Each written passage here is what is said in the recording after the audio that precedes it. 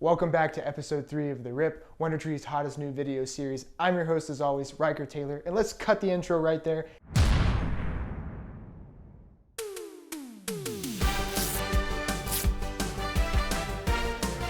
Okay, quick refresher, by now you should know, but in case you don't, the premise of this show is I break down websites that exist on the internet that are questionable at best in their design or content choices. And I don't see what they look like before I record them here. So my team picks them, they give them to me, they put the URL up here in the bar and queue it up for me to get going, and I press enter and we explore it together. So let's delve in. Today's is gonna be called, the website's anyway, it's shopbadsister.com. So let's get into it. Okay, so for RIP rule number 1, we're gonna be evaluating the homepage of the website. So I've got it queued up here in the URL bar, and I'm gonna hit enter, and we're gonna check this site out. So now that it's loaded in, we're gonna take a look here. So upon first glance, it's definitely not the worst website that I've ever seen, and not even the worst that we've interviewed on a show like this. But because it's not like overwhelmingly, glaringly like bad, like some of the ones we've looked at in the past, more objectively speaking, I'm gonna try to be like in on the content, and does this communicate what it's trying to do. The website is called Bad Sister. Reading that tiny little logo, it seems like their tagline says beautiful inside and out. And I don't know, it just doesn't seem to be giving you a lot right away. Like when you go to an e-commerce site, you want to kind of get hit in the face right away with what it is they're trying to sell, like product-wise. You want to know, you want to be able to access their collections, things like that. And this one's very just stripped down. And I'm all for minimalism, but definitely not when it comes to e-commerce. I think you need to put more there from the get-go, 9 times out of 10. And just kind of scrolling through, when you look at these images and stuff like that, very low res. So like this is not actual content on the website. This is a simple image that this text is on, and that can hurt their SEO value because Google isn't able to crawl that as text, it just sees it as an image.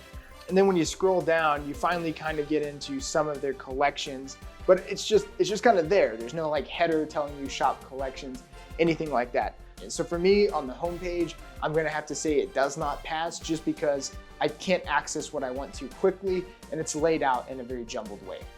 Okay, so for RIP rule number 2, we're gonna be taking a look at the navigation. So if we scroll back up here to the top, we'll see that there is an actual navigation menu.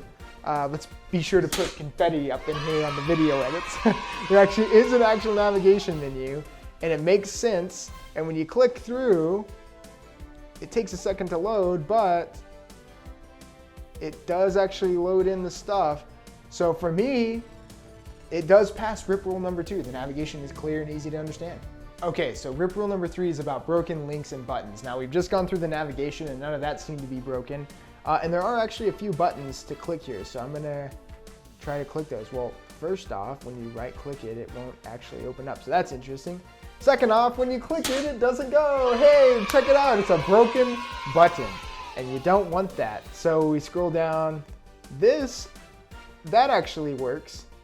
Yes? Okay, well, so the load time is terrible, which we'll get to. But yeah, broken button right there. Main call to action right at the top. Not good, does not pass. RIP rule number 4, contact links, contact info, that kind of stuff is their contact form. No, there is not a contact page that I have been able to see. Certainly not up here. And if you scroll down, this image is trying to tell you to contact, need help, question mark, in a very blurry image, I might add. And then it adds the help a sister out at shopbadsister.com. Interesting. So they have an email address that they're trying to push, but there's no form that I've been able to find, no other kind of links, and no traditional contact page. So for me, because there's no phone number or anything like that, and you're asking somebody to make a digital purchase, but you won't let them make a digital on your website contact, reach out type of thing, I think that's a swing and a miss. So for me, it does not pass RIP rule number 4.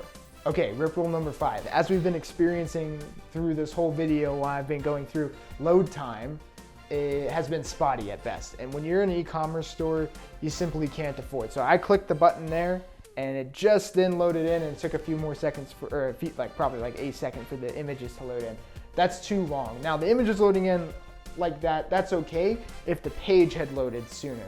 But I clicked the button and it seemed like it didn't do anything for what seemed like a good 2-3 seconds there, and that's way too long. I mean, in a world where humans have the attention span of a goldfish, nobody's sticking around for that. I honestly would have clicked away thinking the site was broken had I not been trying to film a video. So let's just go to one more page just to see. And again, I clicked it and we're waiting, and then there it loads in. So it doesn't seem like when you click it that it's actually gonna do anything. So it leads you to assume that it doesn't work and that it's broken. So obviously load time does not pass. Okay, rip rule number 6, the overall design of the site. So kind of like I alluded to on rip rule number 1 with the homepage, it's like not a bad design from like a color choice, or like there's not like some crazy background like there was in, you know, episode 2, which shout out to episode 2. If you haven't seen that, go check it out. There'll be a link or something popping up on the screen screaming at you. So we don't have that going on, but we do have just, it's very simple, not a lot of information. It doesn't give you what you would expect to get right away from an e-commerce store. Some of the links are broken.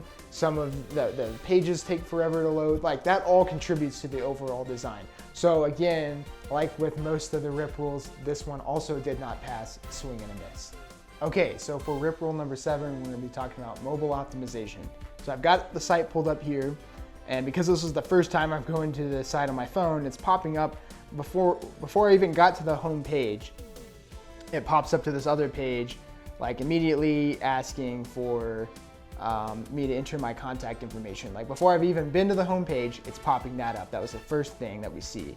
That's not good. That's not a good mobile experience. Then you get beyond that, and I assume because this is the first time I'm seeing the site, it's asking me to, it's just giving me this information about delivering within 30 miles of Columbia. Great. Now if I close that out, then it actually takes me to the home page. So this is a site that actually you can tell was built to be somewhat mobile responsive. It doesn't let you it does let you zoom in and zoom out. That's interesting. But the menu nav and everything like that, like over here, the left-hand side with the hamburger and then the search icon and the cart icon, that's all relatively mobile optimized. And the images and the text and everything folds like the way it should, or breaks and goes into columns the way it should. So I actually would say for the site being what it is, like mobile optimization, it is mobile optimized to be the site that it is. So yeah, it does pass rip rule number 7. That's all for today's episode. I really hope that you enjoyed it. Be sure to subscribe to our YouTube channel if you're watching it here on YouTube, or like our Facebook page if you're watching it here on Facebook. We're always putting out new content, either rip episodes or other cool series like Brand Love. You gotta go check out what Alex has going on over there. Otherwise, I'll catch you in the next episode. Peace.